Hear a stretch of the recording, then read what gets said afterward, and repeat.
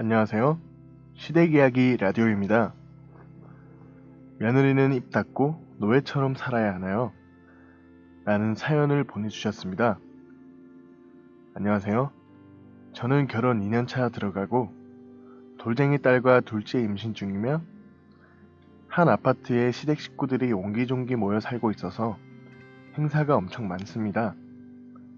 시댁 제사, 생신, 어버이날은 당연히 챙기는데 크리스마스, 1월 1일, 시이모, 이모부, 시외삼촌 생신, 시외할아버지, 할머니 제사 전부 다 참석하라 하십니다.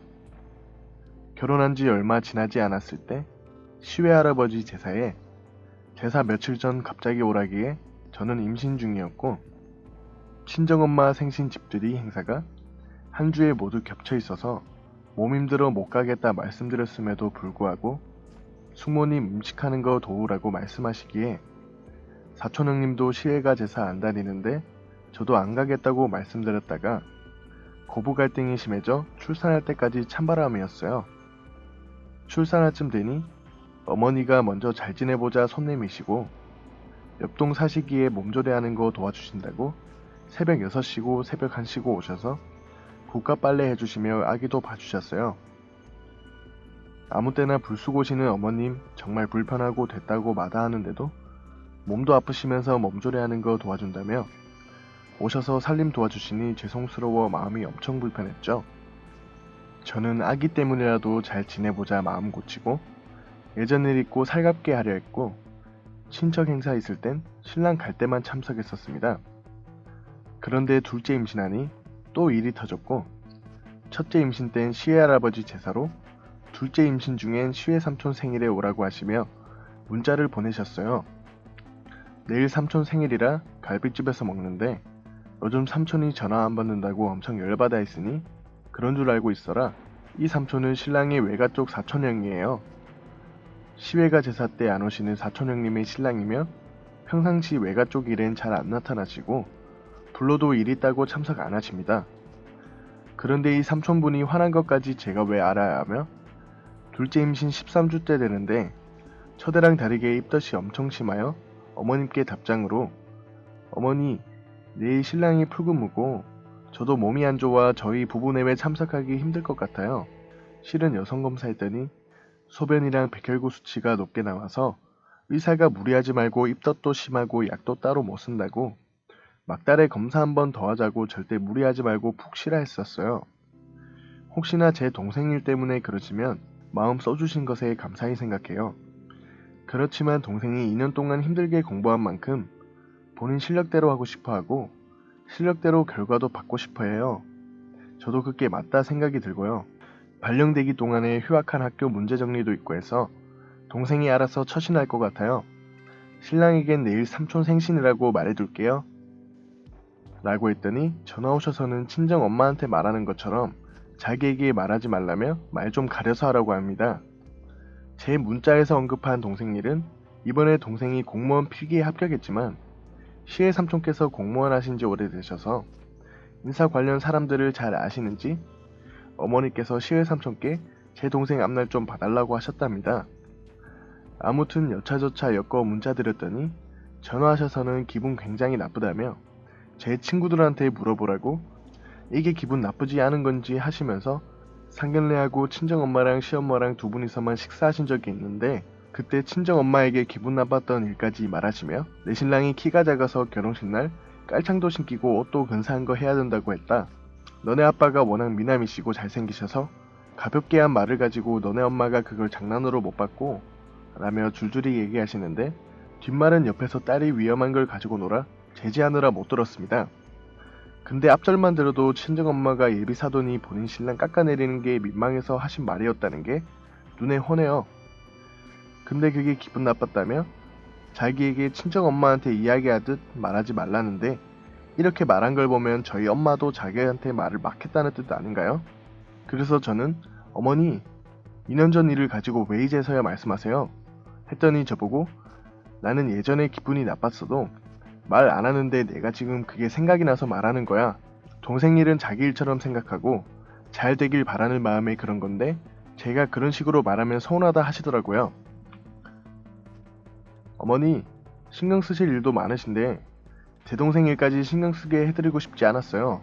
어머니가 평소에 세심히 신경 써주시는 거 알아서 이렇게 말씀 안 드리면 계속 신경 써주실 것 같아 드린 말인데 기분 나쁘셨다면 죄송해요 라고 말했더니 마지막 문자에 신랑한테 말해둘게요. 이런 식으로도 말하지 말라고 하시더라고요.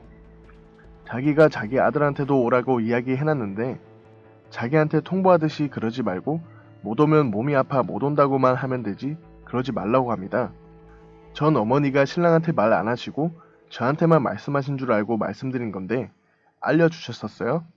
다음부터 이런 일이 있으시면 신랑에게만 알려주세요. 그럼 저도 알아서 하지 않겠어요?